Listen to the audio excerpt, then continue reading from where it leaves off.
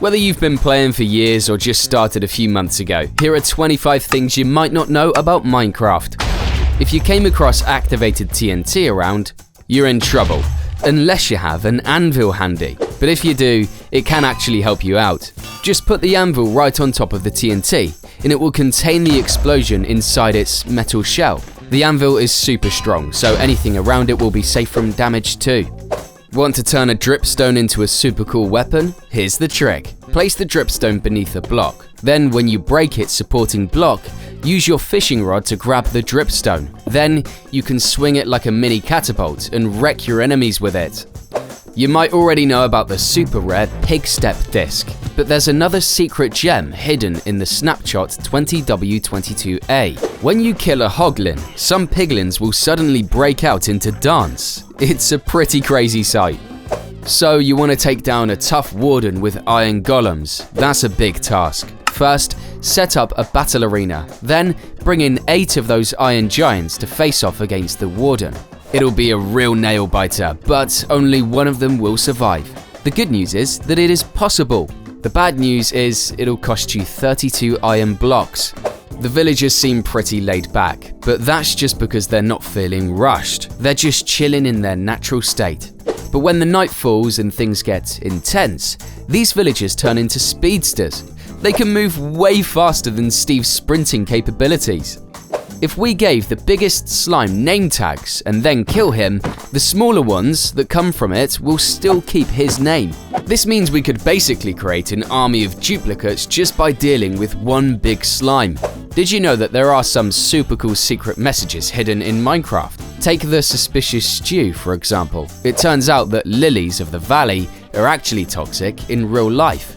But on the other hand, daisies aren't actually regenerative like they are in Minecraft, so it's not like everyone will get this reference or appreciate the message. Still, it's pretty neat to see developers having a bit of fun with us.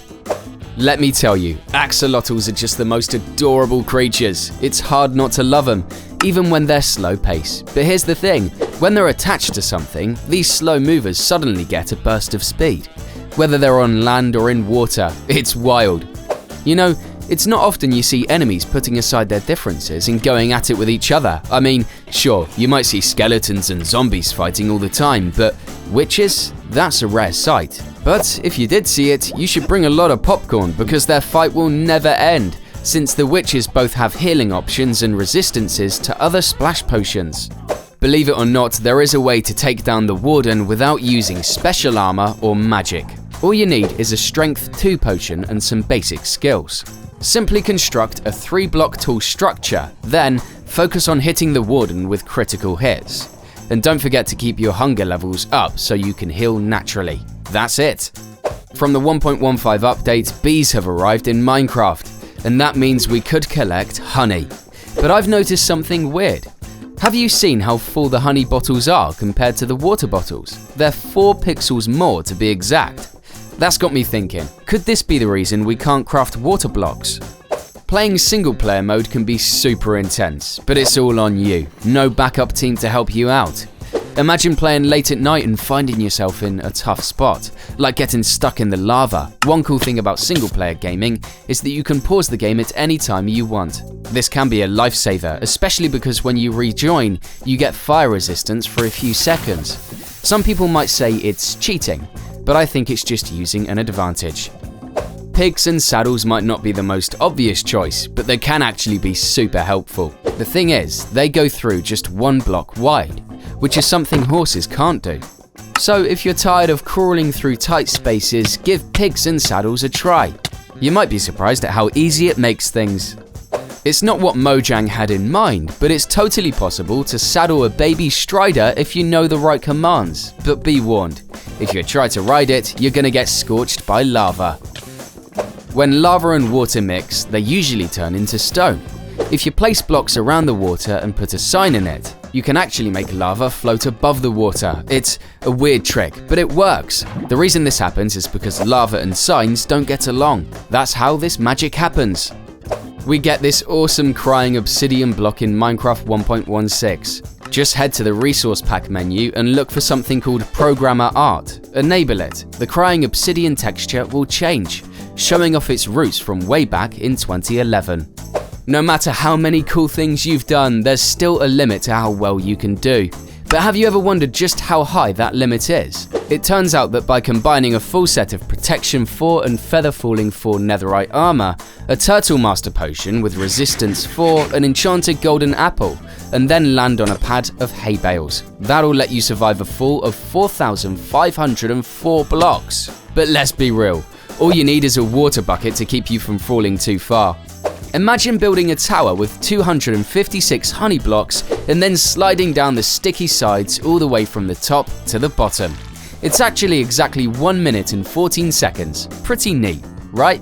Have you ever thought about saddles in Minecraft? They're kind of weird. They're super useful, don't get me wrong, but it's pretty funny when the pig gets invisible and all you can see is the saddle. The weird thing is, this only happens with pigs, not horses. If you're after some lingering potions and enchanted arrows, I have a little trick that can make things easier. Instead of running around and collecting dragon's breath from the ground, why not just take what you need directly from the dragon's head? There are some super effective but also kind of weird ways to keep monsters away. Instead of building a huge wall out of blocks, you can actually use something a lot prettier. Did you know that if you put azalea bushes around your base, it'll actually keep the monsters from getting in? It might sound strange, but it works really well and looks nice too. When you put a note block on top of a specific block, it can turn into a whole new instrument.